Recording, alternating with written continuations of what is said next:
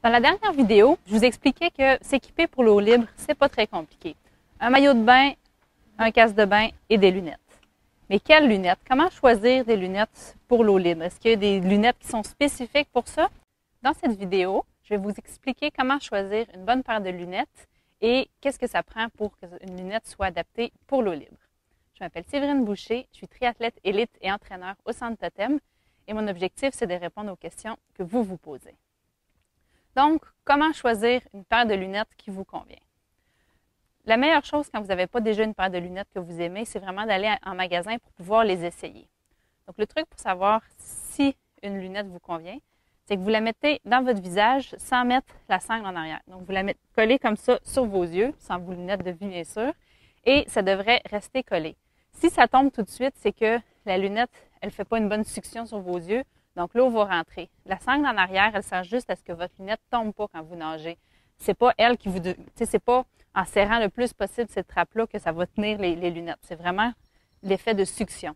Puis encore un bon truc aussi, vos lunettes, si après plusieurs mois, plusieurs années, ils commencent à être vieilles et que le caoutchouc, il sèche, bien, cette succion-là, bien, elle ne se fera plus. Donc, quand vous allez en magasin, essayez-les pour voir laquelle qui fait à votre visage. Deuxième élément, la buée. Il n'y a rien de plus désagréable que d'avoir de la buée dans ses lunettes. Donc, quand vous magasinez, regardez sur l'emballage, ça soit écrit qu'il y a un produit anti-buée. Mais encore là, ce n'est pas le miracle. Souvent, ce produit-là, il finit par s'enlever et la buée se fait quand même dans les lunettes.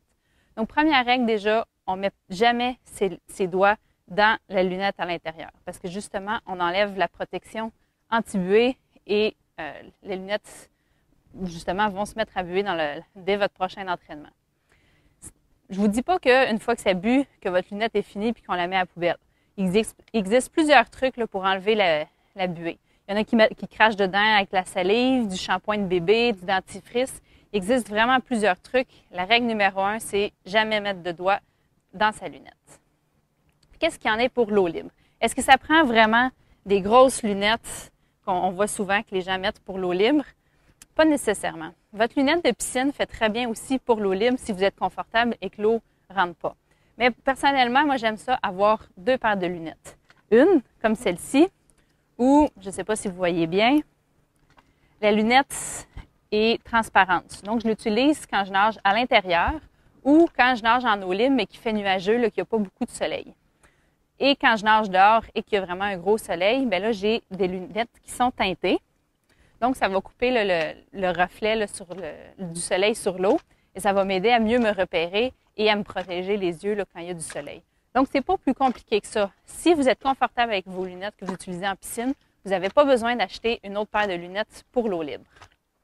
Donc, ça fait un petit peu le tour de comment choisir une bonne paire de lunettes. Donc, c'est fini l'eau qui rentre dans vos lunettes quand vous nagez, la buée. Vous savez maintenant qu'est-ce qu'il faut faire pour éviter tout ça. Sur ce, je vous souhaite une bonne saison d'eau libre.